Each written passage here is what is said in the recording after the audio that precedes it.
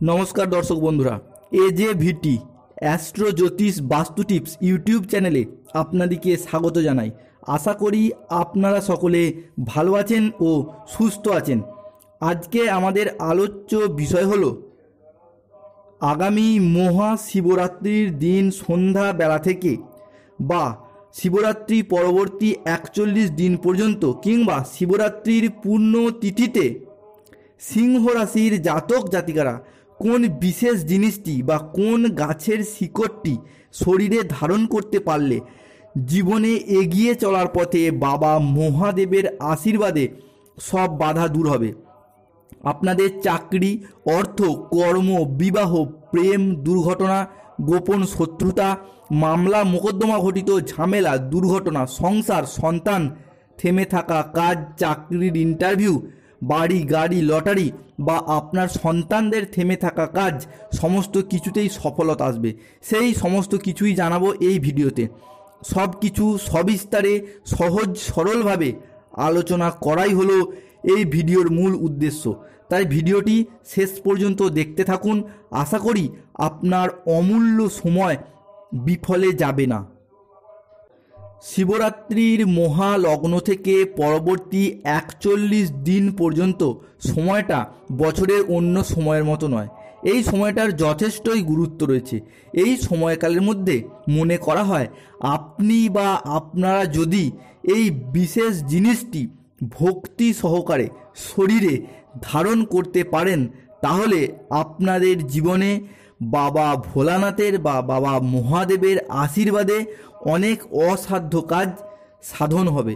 অর্থাৎ সমস্ত কিছুতেই সফলতা পাবেন আপনি বা আপনারা।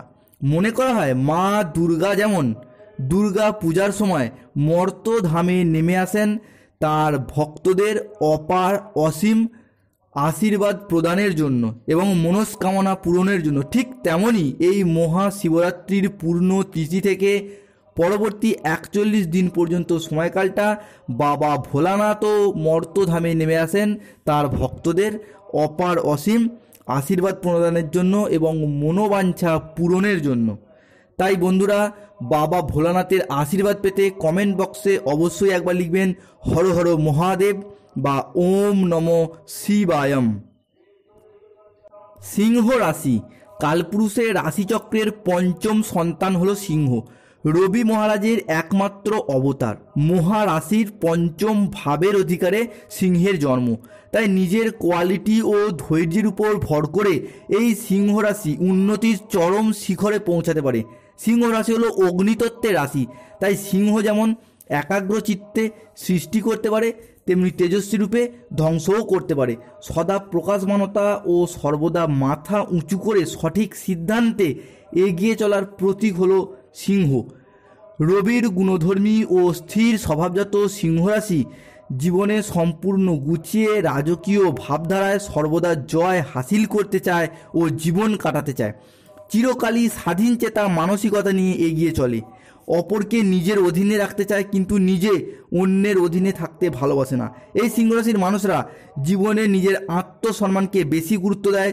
অন্যের উপকারে এরা সর্বদা এগিয়ে থাকার চেষ্টা করে এবং নিজেদিকে সর্বদা সিদ্ধান্তে স্থির রেখে সমাজে নিজেকে প্রতিষ্ঠিত করার লক্ষ্যে এরা সর্বদাই প্রস্তুত। তাই আজকে আমাদের আলোচ্য বিষয় হলো সিংহরাশির মানুষরা কোন জিনিসটি নিজের সাথে রাখলে অতি সহজেই আপনারা সফল হবেন। আসুন জেনে নেওয়া যাক।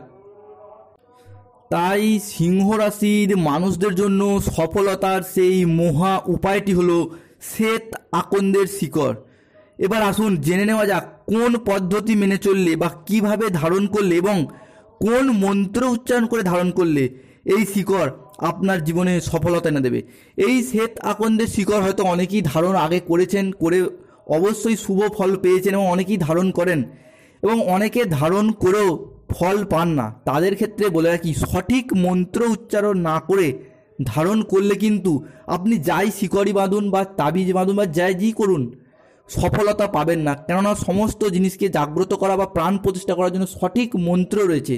তাই যাই করুন সঠিক মন্ত্র উচ্চারণ না করে এই শিকড় বাঁধলে সফলতা আসবে না। তাই আসুন জেনে নেওয়া যাক সেই উপায়গুলি কী কী এবং সেই মন্ত্রটি কী কী। সিংহ রাশির মানুষরা বিগত কয়েক বছর ধরেই পরিশ্রম অনুযায়ী বা যেমন আশা করেছেন সেই তুলনায় যথার্থ ফল পাচ্ছেন না। নানা দিক থেকে আপনার অর্থনৈতিক সমস্যার সৃষ্টি হচ্ছে, পাশাপাশি এমন এমন সমস্যার সৃষ্টি হচ্ছে যার কারণে আপনাকে লোন নিতে হচ্ছে, শখের বা পছন্দের জিনিস পর্যন্ত আপনাকে বিক্রি করে দিতে হচ্ছে, অন্য মানুষদের সাথে আপনাকে হেল্প নিতে হচ্ছে, অন্য মানুষদের সাথে আপনার বিবাদ সৃষ্টি হচ্ছে, সম্পর্কে টানাপোড়েন সৃষ্টি হচ্ছে, বিবাহে বাধা, স্বাস্থ্য অবনতি, পাশাপাশি অর্থের সমস্যায় আপনার কাজ বা প্রজেক্ট হাতছাড়া হয়ে গেছে। নানা রকম পারিবারিক ও সামাজিক কারণে শত্রুরা আপনাকে বারে বারে বাধা দিচ্ছে, মামলা মোকদ্দমা করতে সমস্যায় জড়িয়ে পড়তে হয়েছে। চাকরির ইন্টারভিউ গিয়েও সামান্য কারণে কাজ হাতছাড়া হয়েছে। তাই এই সমস্ত কিছু থেকে মুক্তির উপায়টি হলো শ্বেত আকন্দের শিকড়। আপনি যদি মহাশিবরাত্রির পূর্ণ তিথিতে বা মহাশিবরাত্রির দিন থেকে পরবর্তী 41 দিন পর্যন্ত সময়কালের মধ্যে ভক্তি ভরে এই কাজটি করতে পারেন, তাহলে বাবা ভোলানাথের আশীর্বাদে নিশ্চিত রূপেই শুভ ফল পাবেন বা সফলতা পাবেন। এই ক্রিয়াটি মনে প্রাণে বিশ্বাস রেখে ভক্তি ভরে করতে হবে, নচেত ফল লাভ হবে না। বন্ধুরা, আমরা সকলেই জানি আকন্দ ফুল বাবা মহাদেবের খুবই প্রিয় ফুল, তাই এই আকন্দ গাছের যে মাহাত্ম্য রয়েছে তা আমরা সকলেই জানি। তবে তা যদি হয় শ্বেত আকন্দ, তাহলে এর যে কি চমৎকারী ফলদায়ী গুণ রয়েছে শুধু একবার ধারণ করে দেখুন। এই শিকড় ধারণ করার জন্য আপনাকে অবশ্যই বাজার থেকে নতুন সাদা সুতো কিনে নিয়ে আসতে হবে। তারপর শিবরাত্রির দিন বা আপনি যে দিনই ধারণ করুন না কেন, এই শ্বেত আকন্দের গাছটি তোলার পূর্বে গাছের গোড়ায় একটু জল দিয়ে আপনাকে মাটি নরম করে নিতে হবে এবং পূর্ব দিকে মুখ করে দাঁড়িয়ে মনে মনে আপনি কী কারণে গাছটি তুলছেন সেটি ভগবানকে জানান এবং তারপর গাছটি তুলুন। গাছটি তোলা হলে মূল শিকড়টি কেটে নিয়ে বাড়ি চলে আসুন।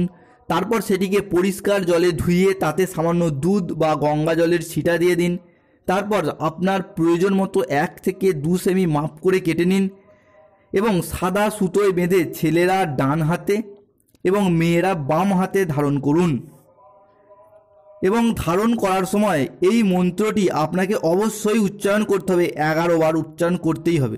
তার আগে বলে রাখি, মন্ত্রটি বলার আগে আপনারা যারা শহরে থাকেন তাদের জন্য বলে রাখি, শহর এলাকায় দেখবেন যে এই শিকড় কিনতে পাওয়া যায়, আপনারা সেখান থেকে কিনে এনেও দুধ গঙ্গা জলের ছিটে দিয়ে সাদা সুতোয় বেঁধে পড়বেন। এবং ধারণ করার সময় যে মন্ত্রটি বলতে হবে সেই মন্ত্রটি হলো ওম সোম সোমায় নমঃ। আবারও বলছি, ওম সোম সোমায় নমঃ। এই মন্ত্রটি 11 বার অবশ্যই বলতে হবে। সঠিক মন্ত্র উচ্চারণ না করলে শিকড়ের সফলতা এনে দিতে পারবে না।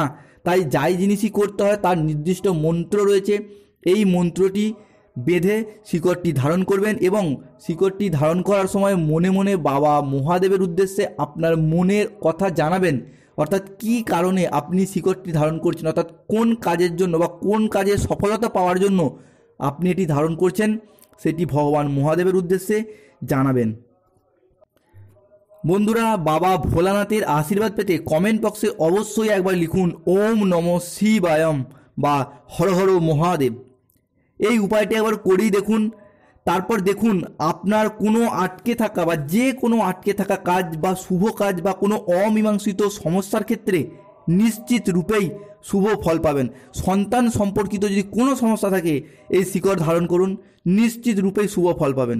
পড়াশোনা সম্পর্কিত কোনো ঝামেলা, নিশ্চিত রূপে শুভ ফল পাবেন।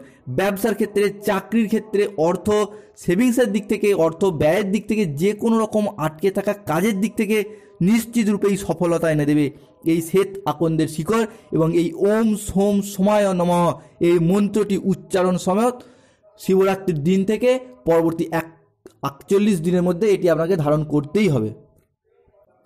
সিংহ রাশির জাতক জাতিকারা দীর্ঘদিন যাবৎ অনেক কিছুই উপায় মেনেছেন সফলতা পাওয়ার জন্য, কিন্তু সফলতা ধরা দেয়নি।